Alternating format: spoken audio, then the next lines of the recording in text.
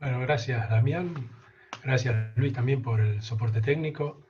Vamos entonces a dar inicio a la... yo voy a mirar ahí el puntito blanco, ¿no? Así un poco los veo a todos.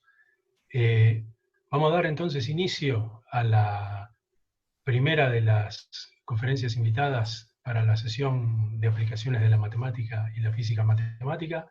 En esta oportunidad está con nosotros Constanza Sánchez Fernández de la Vega, Oh, oh, que oh.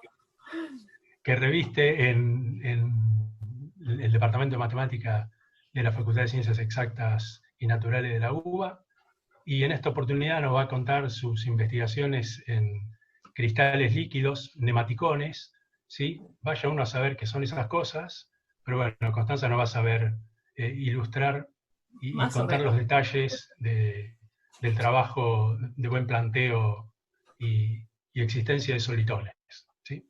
Así que bueno, los dejo entonces en compañía de Constanza, voy a apagar la camarita, los saludo y el detalle es este, vamos a guardar las sucesivas consultas que vayan surgiendo en el chat, ¿sí? Si los que quieran hacer alguna pregunta, regístrenla en el chat, que nosotros con Claudia, después cuando Constanza termina, hacemos el repaso de todas las consultas y se las trasladamos a Constanza para que las vaya respondiendo. ¿Sí? ¿Les parece? Ok, perfecto, dale. Muy bien. Bueno, entonces Bueno, me voy y la dejo con Constanza. bien, bueno. Bueno, lo que les voy a contar hoy es en base a unos trabajos que hicimos con Juan Pablo Bornia, Panayotaros, conocido por Panos, Diego Rial, conocido por Tico, y yo. Eh, las investigaciones sobre los cristales líquidos y su interacción con un láser comenzaron más o menos en los 2000, eh, y lo que estaban buscando a Santo y otros colaboradores era corroborar, o sea, mostrar existencia de soluciones estacionarias para una ecuación de tipo Schrödinger en un principio, porque lo que se sabe es que para la ecuación libre de Schrödinger, eh, que es la primera que estoy mostrando acá, que tiene un efecto dispersivo, si uno le agrega este tipo de no linealidad de tipo cúbica, se sabe que hay existencia de soluciones estacionarias, ¿no? Que justamente este efecto dispersivo es compensado por la existencia de esta no linealidad y produce esta aparición de las ondas estacionarias. El problema que lo que ellos llaman es como un defecto de la ecuación cúbica es que para ciertos datos iniciales, ¿no? Con norma L2 suficientemente, digamos, encima de un valor, eh, que estas soluciones explotan. Entonces, ellos estaban buscando algún otro modelo en el que reproducir, o sea, mostrar esta existencia de un modelo no defectuoso, diríamos, en el que se mostraran existencia de soluciones estacionarias. Y se basaron en esta idea de agregar una no linealidad, que en este caso la producían por un medio que es de tipo un cristal líquido. Entonces, los cristales líquidos es un material que tiene a la vez un efecto en el que fluye, digamos, es un material que tiene esta característica como de líquido que fluye, pero a la vez tiene unas características de sólidos que tienen que ver con estos cristales que se reordenan, ¿no? Tienen un ordenamiento, digamos, estos cristales, se alinean, que tienen que ver con una fuerza elástica que hay intermolecular. Entonces, la fase tiene distintas fases de acuerdo a la temperatura, y la fase con la que trabajaron es la fase nemática, que es esta cuarta que estoy mostrando acá en este dibujito. Y lo que hicieron fue armar un dispositivo que tenía dentro del dispositivo este material tipo cristal líquido, y tenía, vamos a pensar que la variable X, ¿no? Es esta que estamos mostrando acá, y el eje óptico sería la variable horizontal acá, que es donde vamos a introducir luego el láser, y la profundidad sería el eje Y, o sea, esto es un dispositivo en el plano XY, digamos, más el eje óptico Z.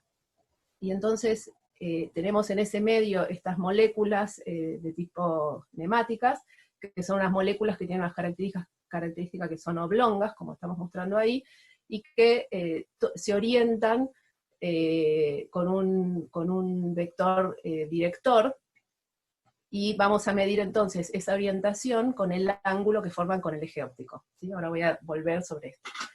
Atravesado este dispositivo es atravesado por un voltaje que va a generar un campo eléctrico a través de dos planchas, una que está por debajo a la altura del menos D sobre 2 la pusimos, y, ¿no? Para, digamos, así pusimos los ejes, y otra plancha encima en D sobre 2. Entonces, una vez que está introducido este campo eléctrico, que es el campo eléctrico externo, si no hubiera campo eléctrico, asumimos que las moléculas, por ejemplo, podrían estar todas horizontales y no hay ninguna interacción, porque una de las, que no lo dije, las características es que este reordenamiento de las moléculas es susceptible a un campo eléctrico. Entonces, si uno atraviesa un campo eléctrico, estas moléculas se mueven y generan este ángulo θ0 con el eje óptico Z, ¿no? Se mueven de esa forma. Entonces, luego vamos a introducir un láser, y lo que se observa, y lo que también vamos a mostrar matemáticamente, es que hay una interacción entre el láser y esta orientación de las moléculas. Entonces, esto es una foto del libro de Sandon en el que se ve esta interacción, que es lo que mostraría, digamos, la existencia de soluciones estacionarias. Entonces, la idea es que vamos a poner un campo eléctrico externo, que es este E sub B, que está aquí, que es constante, y el campo eléctrico generado por el láser, que los dos polarizados en la dirección del eje X, y vamos a ver que en la interacción del medio de los cristales líquidos nemáticos y este láser con el campo eléctrico también, las moléculas se reorientan y generan este ángulo psi que pusimos acá con el eje del director n, digamos, o eta, respecto de ¿no? en la parte alargada de la molécula, porque esta molécula tiene esta forma oblonga y tiene esta simetría respecto de la parte perpendicular al director, y el ángulo que genera con, entonces, dijimos, el eje óptico Z. Entonces, minimizando la energía elástica y electromagnética a partir de las ecuaciones de Ose-Frank, y etcétera, se puede deducir esta ecuación que satisface el ángulo psi.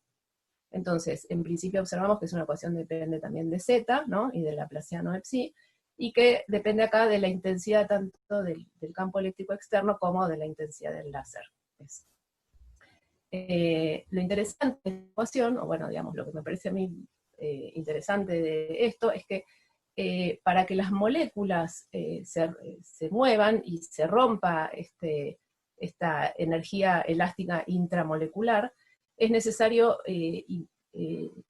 poner un campo eléctrico mínimo, ¿sí? Si no, las moléculas se van a quedar quietas y no se mueven. Entonces, a partir de esta existencia, esto se llama el umbral de Friedrichs, entonces a partir de este umbral, las sí se mueven. Entonces, la idea es compensar, o sea, sumar estas dos intensidades para que las moléculas sí se muevan. Entonces la cosa es que si uno no tuviera un campo eléctrico externo, ¿por qué el campo eléctrico externo? Que ahora lo voy a explicar un poco mejor. Si uno no tuviera este campo eléctrico externo, uno tendría que poner una intensidad del láser muy alta. Y si la intensidad del láser fuera muy alta, esto cambiaría la fase del cristal líquido, como vimos que depende de la temperatura, y entonces cambiaría todas las ecuaciones. Entonces, por esta razón, es que lo que se hace es considerar lo que se llama un pre-tilt, o un ángulo preacondicionador. ¿Qué significa esto? Vamos a asumir que no tenemos intensidad del láser, y entonces la ecuación que se satisface es una ecuación de tipo oscilador, ¿no? No lineal, vamos a asumir además que las moléculas están ancladas en esas dos planchas, superior e inferior, y que están horizontales ahí. O sea que ahí el ángulo psi es 0, y este ángulo preacondicionador, la idea es que después uno no tiene que introducir además, ¿no? O sea, uno introduce el campo eléctrico externo E sub B, que me genera un ángulo preacondicionador, asumiendo que no tengo el láser, y después con la suma del campo eléctrico del láser, no necesito que ese campo eléctrico sea muy alto para que las moléculas se muevan respecto al preacondicionador. Entonces, tengo el preacondicionador que tiene que ver con el campo eléctrico externo, que es este θ0, que esta ecuación se sabe que tiene única solución positiva en este intervalo, y a partir de un cierto umbral de Friedrichs, que es este sub B que pusimos ahí.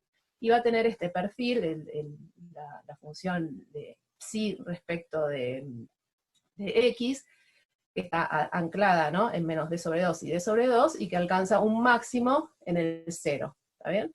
Entonces a la solución de esta ecuación la vamos a llamar θ0.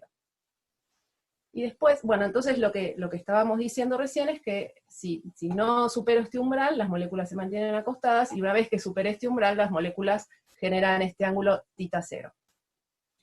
Y lo que se sabe es que cuanto el θ0 está más cercano al pi sobre 2, el pi sobre 4, perdón, este umbral de Friedrichs se hace 0, o sea que a partir de ahí, si el θ0 fuera antes de pi sobre 4, yo necesitaría una cierta intensidad para que las moléculas se muevan una vez que introduje el láser, una intensidad del láser. Si el θ0 fuera ya pi sobre 4, con una intensidad del láser muy pequeña, las moléculas ya se moverían y generarían la interacción que estamos buscando.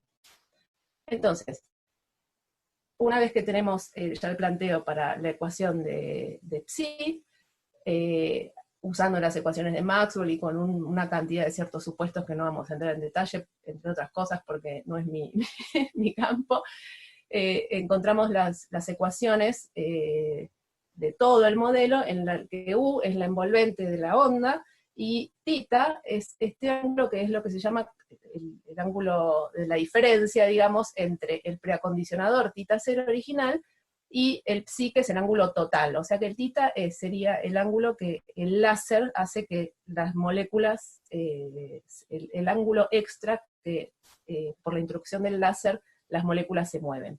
Entonces tenemos el θ0, que es el del campo eléctrico precondicionador, y el θ, que es el nuevo ángulo que se mueven. Y entonces, usando la ecuación de θ0 y la ecuación de psi que teníamos originalmente, sumándolas, bueno, restándolas, y rescalando, y asumiendo además que el θ0 es constante. ¿Por qué voy a hacer esto? Porque lo voy a tomar como el máximo cerca del 0, porque es donde a mí me interesa la interacción del láser con las moléculas, ¿no? Con la inclinación de las moléculas. Entonces uno asume además que el θ0 es constante, y obtiene estas ecuaciones acopladas, ¿no? Bueno, estos 5 autores en 2000, en el año 2000, tiene una serie de artículos alrededor de ese año, en el que llegan a este modelo, que es el modelo full, digamos que el modelo completo, sin simplificaciones. A partir de este modelo completo, lo que se puede asumir es esto que dijimos antes, y es que si el θ0 estoy asumiendo que es cercano a pi sobre 4, se reduce este modelo a este nuevo modelo un poco más sencillo, y ahí voy a asumir además, esto es algo que se asume, que el θ es muy pequeño, y tiene sentido y correlato con esto de que la intensidad del láser también voy a asumir que es pequeña, y que igualmente, como el θ0 preacondicionador ya está cerca de pi sobre 4, con esa intensidad alcanza para mover las moléculas y generar la interacción. Entonces, por otro lado, tomando esta constante como θ0 menos pi sobre 4, que la puse porque tiene un interés para después, llegamos a este modelo un poco más simple, no lineal. Y un pasito más es un modelo ya lineal, o sea, lineal, cada uno de ellos es lineal, ¿no? Después cuando uno mira la ecuación de U, es una ecuación no lineal porque tiene esta interacción de θ, que a su vez es solución de esta ecuación que depende de U, y en esta estamos directamente linealizando el caso anterior, en el que asumimos que el coseno de 2θ es aproximadamente 1, y el seno de 2θ es aproximadamente 2θ, sabiendo que θ es pequeño, llegamos a este modelo que es, cada una de esas ecuaciones es lineal, ¿no? La ecuación de la envolvente U es lineal en U para θ fijo, y la ecuación es una ecuación elíptica para θ para cada U fijo. Entonces, lo que quiero decir de estas ecuaciones es que esta es una ecuación estacionaria, es decir, para cada z, una vez que yo tengo acá el U de z, resuelvo, pero esta es una ecuación de evolución en z, ¿sí? Y entonces el modelo los primeros que, perdón, lo puse acá, sí, los primeros que encargaban este modelo fueron Panos y Marchand, que en 2014 probaron matemáticamente lo que se observaba experimentalmente, lo que habían observado a Santo y otros para este modelo simplificado. Es decir, ellos mostraron buen planteo y mostraron existencia de soluciones estacionarias. ¿Cómo hicieron eso? Bueno, lo que hicieron, que como este modelo se puede resolver explícitamente en términos de una función de Green, el θ, es decir, para cada u fijo, ¿no? Para cada u yo puedo resolver θ usando una función de Green, y entonces lo meto en la otra ecuación, y lo que me queda es una ecuación no local, digamos, para u, pero puedo reducir el problema a una sola ecuación. Y lo que demostraron es leyes de conservación para la potencia del láser y para el hamiltoniano, y a partir de eso lograron probar el buen planteo, primero local y después global a partir de las estimaciones obtenidas, y existencia de soluciones estacionarias, ¿sí? Y para eso lo que hicieron fue mostrar existencia de soluciones estacionarias considerando el mínimo del hamiltoniano con una restricción en la norma L2 fija, ¿no? Y mostraron eso a partir de una cierta norma, o sea, con una potencia del láser mínima, ¿no? Que es esta norma L2. Y si la norma L2 era más pequeña que un cierto valor también, o sea, el A0 y el A1 no son el mismo, en el medio hay un gris, pero lo que se demuestra es que a partir de una cierta norma L2, seguro hay soluciones estacionarias, y hasta una cierta norma L2 no puede haber soluciones estacionarias, y eso tiene que ver con que se puede demostrar que las soluciones del problema son integrables en potencia 4 en todo R en L4, o sea, en la norma en el espacio en L4 y en el tiempo también en L4, pero lo que importa es que son integrables en alguna potencia, y entonces no puede haber soluciones estacionarias. Bueno, entonces el modelo lineal, no lineal, que es el que nosotros estudiamos, en 2018 levantamos, digamos, un nivel de complejidad al modelo anterior, en el que igual estamos asumiendo que el θ0 es aproximadamente π/4 y que el θ es pequeño, lo cual resultó para nosotros a posteriori un desafío nuevo, y planteamos estas ecuaciones un poco más generales, en el que ahora la segunda ecuación elíptica en θ no la podemos resolver explícitamente con una función de Green, pero reproducimos más o menos el espíritu de esa idea, y la idea fue que para cada u pudimos probar existencia de la solución elíptica, y después, reemplazando en la ecuación anterior esa solución desconocida, pero que sabíamos que existe, por un argumento clásico de punto fijo, y con las estimaciones de Strichers y toda la batería de Schrödinger, logramos probar existencia de solución primero local, y después de nuevo con las estimaciones ¿no? de la norma en H1, que es donde trabajamos, logramos probar la existencia global de solución. Y después, perdón, se me fue. Ups, bueno. Ahí voy, Y después de eso, logramos probar también existencia de soluciones estacionarias, o sea que logramos probar para el modelo un poco más general lo que ya se observaba experimentalmente, ¿no? Y algo más que mostramos en este modelo que tenía interés y también correlato en lo experimental, es lo que llamamos el efecto de saturación, y es que este θ, que es recordemos que el θ0, que es el preacondicionador, estamos asumiendo que es π/4, y que este θ, que es el extra en el que las moléculas se inclinan, no puede superar de nuevo el π/4, o sea que la suma de los dos ángulos, de los dos ángulos θ0 y θ, que es el ángulo completo con el que se reordenan las moléculas, no puede superar π/2, que es algo que se observa experimentalmente, en lo que no se ponen verticales. Pero, como habíamos asumido que el θ era cercano a 0, mostrar que el θ0, que es π/4, más algo que es cercano a 0, es más chico que π/2, no era un gran descubrimiento, ¿cierto? Pero nos pareció igual interesante que, digamos, una cosa es el supuesto para modelar el fenómeno, ¿no? El fenómeno físico, que lo modelamos matemáticamente, y otra cosa para nosotros era después probar matemáticamente algo que se mostraba experimentalmente. Pero nos habíamos quedado con un sabor amargo, y eso es lo que hicimos en el segundo trabajo. Entonces, ¿cuáles son las ideas? Las ideas para mostrar este problema no lineal es muy parecido al anterior, pero bueno, con todo el agregado de esta no linealidad, ¿no? Y del problema de la solución no explícita del ángulo θ. Entonces lo que probamos es que si U está en L4 y L infinito, teníamos solución θ, y teníamos esta estimación de θ en la norma H2, solución en H2, y además que el θ se movía entre 0 y π/4. Y esto lo pudimos hacer con un argumento en el que mostramos que el conjunto de todos los U's para los cuales existía θ solución era no vacío, abierto y cerrado a la vez, y por lo tanto era todo el espacio. Entonces, pareciera que hay una restricción ahí con el L infinito, y ¿no? El L4 no va a molestar por las estimaciones de Gagliardo-Nirenberg, la U va a estar en L4, porque es alguien que está en H1 de R2, pero el L infinito ahí pareciera molestar un poco, pero no es tal cosa. Entonces cuando miramos por otro lado la ecuación de evolución de U, este es el espacio en el que vamos a trabajar, y pareciera un espacio medio tirado de los pelos, de nuevo, que por un lado es las continuas en H1, pero le estamos agregando que el gradiente esté en L4 de L4, y ahora vamos a ver por qué. Entonces, si el gradiente está en L4 de L4, de nuevo vamos a tener que U está en el infinito, con lo cual la condición anterior de que U esté en el infinito no sale por el espacio que elegimos, y este espacio que elegimos no es tirado de los pelos tampoco, ahora vamos a mostrar por qué. Entonces, ¿qué hicimos?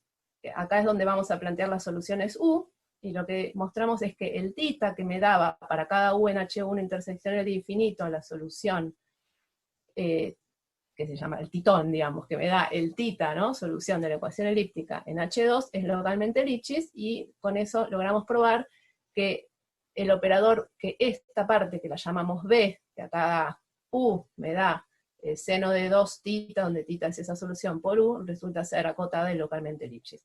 Con esas condiciones, y a partir de las estimaciones de Strichas, logramos probar existencia local U de solución, ¿no? Esto es el grupo de Schrödinger, y como este B acá va a estar en L1 de H1, a partir de las estimaciones de Strichas, directamente, y asumiendo que el dato inicial está en U0, y el B, probando que el B está en L1 de H1, nos sale que la U es una solución en este espacio, ¿sí? O sea que ese es el espacio correcto para plantear el problema. Nuevamente probamos las leyes de conservación como antes, ahora con otros hamiltonianos obviamente, y esas leyes de conservación lo que nos permiten es mostrar que la norma en H1 de la solución U está uniformemente acotada, ¿no? Porque esto ahora no depende de U, ni esta expresión ni esta expresión, entonces está uniformemente acotada en Z, que junto con la existencia local nos da la existencia global de solución. Por otro lado, de nuevo logramos probar que el U está en L4 del Z, digamos, y L4 de R2, y para potencia de láser, o sea, para norma L2 es suficientemente pequeña, y por lo tanto ahí no iba a poder haber soluciones estacionarias. Y entonces, para probar la existencia de soluciones estacionarias, introducimos este ansatz, y mostramos que entonces tiene que ser una solución de este tipo, tiene que ser una solución de este problema estacionario, el 3, y para mostrar existencia de solución de este problema estacionario, lo pensamos como la existencia de un mínimo con esta restricción SA del hamiltoniano. Entonces consideramos el ínfimo este hamiltoniano y queremos probar existencia de mínimo. Y lo primero que observamos es que el hamiltoniano está acotado inferiormente, y por lo tanto el ínfimo no es menos infinito, y entonces un mínimo de este problema variacional va a ser finalmente una de las soluciones estacionarias que estábamos buscando. Y vamos a mostrar que vamos a tener que poner un A mínimo para poder probar existencia de soluciones estacionarias, como ya, digamos, intuíamos por la restricción anterior. Y acá es bastante técnica esta parte, pero solo contarles que lo que primero probamos es que el B necesariamente lo podemos tomar en un conjunto de B's positivos, y que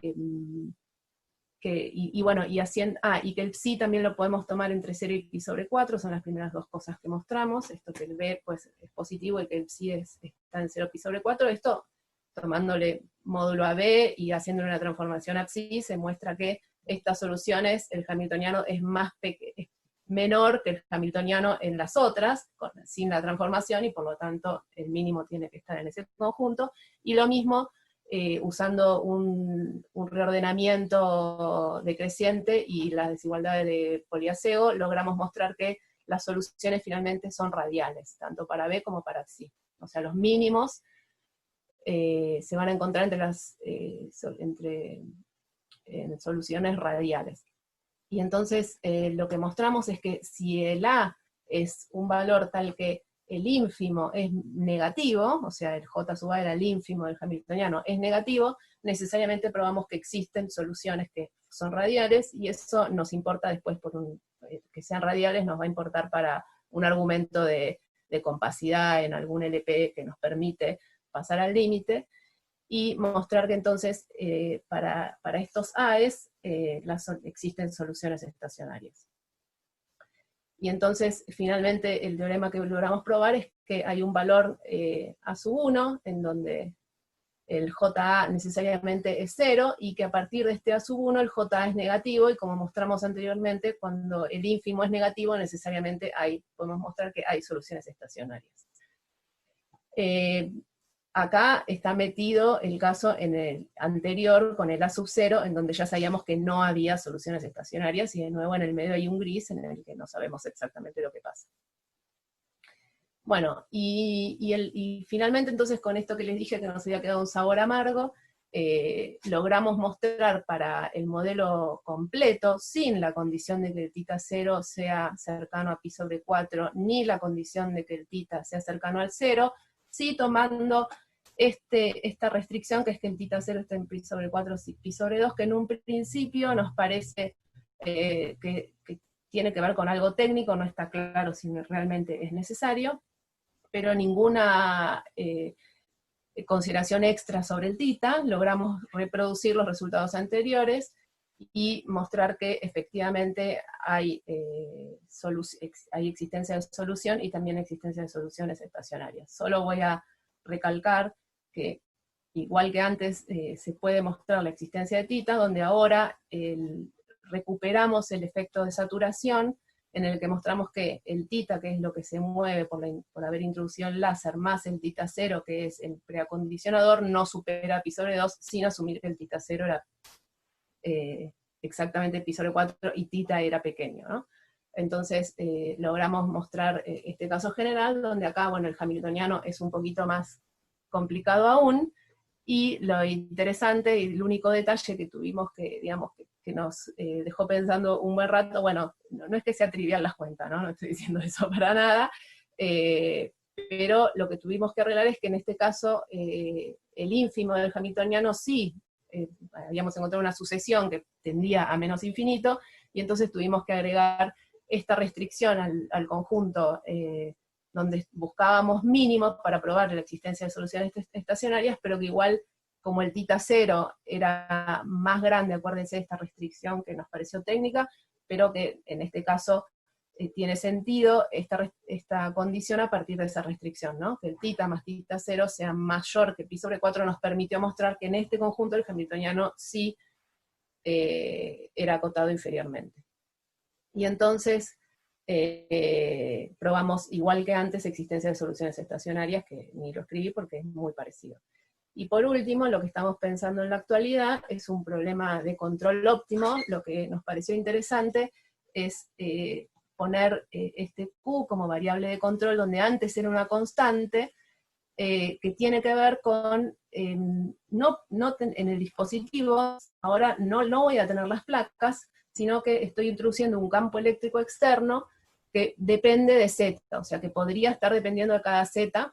Aparentemente hay cosas que se pueden hacer sobre esto experimentalmente, desconozco, y que entonces esto lo que haría es que sobre x igual a 0, las moléculas estarían no orientadas todas con el mismo θ 0, sino que cambiaría con el Z. Y esto me permitiría entonces introducir este Q ahora, que no es constante, acuérdense que el Q era el θ 0 menos pi sobre 4, ¿sí?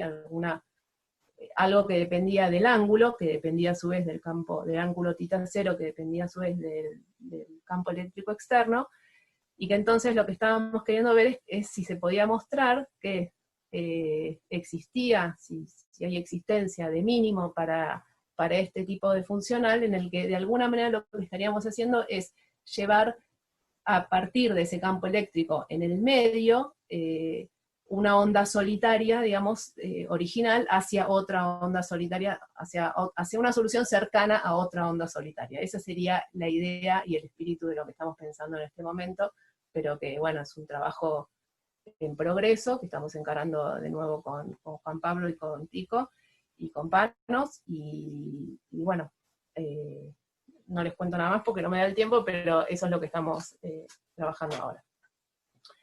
Y terminé. Así que bueno, gracias. Muy bien. A ver si sale, ahí están los aplausitos, mirá.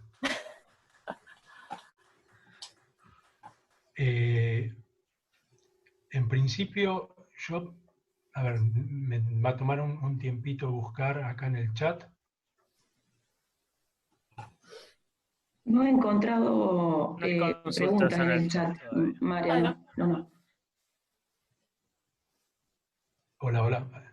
Se me va Sí. el sonido. Sí, no, yo no encontré acá ninguna pregunta, pero sí, bueno, a mí me interesa esta línea de investigación. Ahora nosotros estamos también mirando Sí. algunas cosas. Sí. Están entonces ahora tratando de encarar el problema de control óptimo.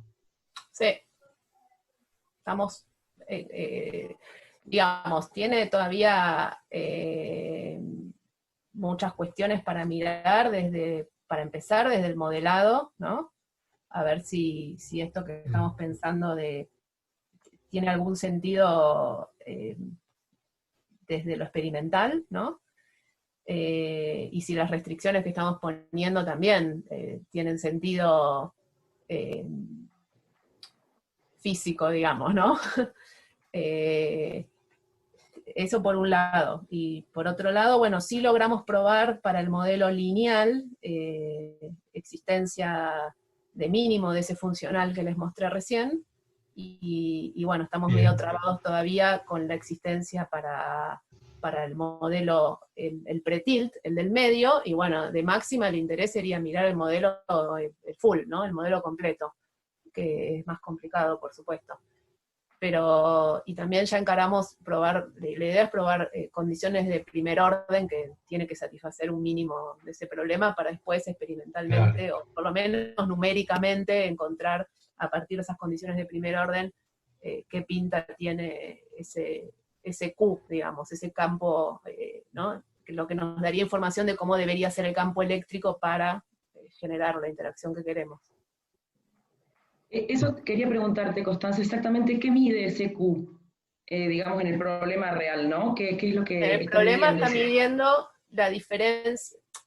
Ahí hay una sutileza para empezar, y es que, por lo que yo dibujé, ese Q está midiendo la diferencia entre el ángulo preacondicionador y el pi sobre 4, porque es el modelo intermedio en el que yo estoy asumiendo que el ángulo preacondicionador se encuentra cercano al pi sobre 4, con lo cual eso que yo dibujé es medio falso, porque yo dibujé como que las moléculas se inclinaban así como para mostrar que había una variabilidad y no era constante, ¿no? Pero estarían todas cerca del pi sobre 4. Entonces ese Q lo que modela es esa diferencia, y ese θ cero depende directamente del campo eléctrico externo. Entonces, si uno modificara el campo eléctrico externo y en lugar de poner algo constante en toda la placa a lo largo del Z, pusiera algo local en cada Z, suponiendo que eso se supone que se podría hacer, no lo tengo para nada claro que así sea, digamos, es algo que tenemos que hablar todavía con los experimentales, digamos, pero suponiendo que eso se pudiera hacer,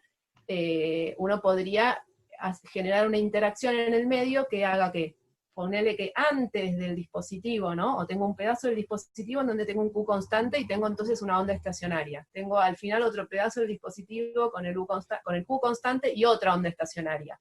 En el medio, ¿puedo poner un campo eléctrico que haga que mande de una onda estacionaria cercana a la otra? Esa es la pregunta que nos hicimos. Está bien. Obviamente que ¿Cómo? Sí, sí. Perdón. No, sí, te escucho, te escucho. Que se podría también estudiar el problema de controlabilidad que nos resulta más difícil, que es algo que nos planteó en algún momento en conversaciones con Eduardo Serpa, que es un chileno que estudia problemas de controlabilidad. A nosotros nos resulta más difícil y dijimos, bueno, empecemos por el problema de control óptimo, que es algo que manejamos más y que es más fácil de mostrar, y una vez que estemos cancheros con el modelo, vemos si nos largamos a hacer lo otro, pero bueno. ¿Y han ya comenzado a probar teoremas de existencia de control óptimo para ese problema particular? Sí, sí. Sí. Sí. Probamos existencia por lo menos para el lineal. Está bien. Que no es exactamente el que nos interesa el del medio. Estamos ahí luchando con el seno del 2θ. Concretamente. Bueno, esto, ¿cómo sigue? Ahora nos saludamos. Yo le vuelvo a poner otro aplausito ahí. Y no sé, Noemí, ¿vos activaste el sonido? ¿Tenías alguna inquietud? No, quería aplaudir. Ah, bien. Sí, bueno, ahora Damián y Luis nos van a ayudar a cerrar la charla. Sí, lamento que no podamos juntarnos a tomar un café y charlar, pero bueno, ya nos volveremos a encontrar.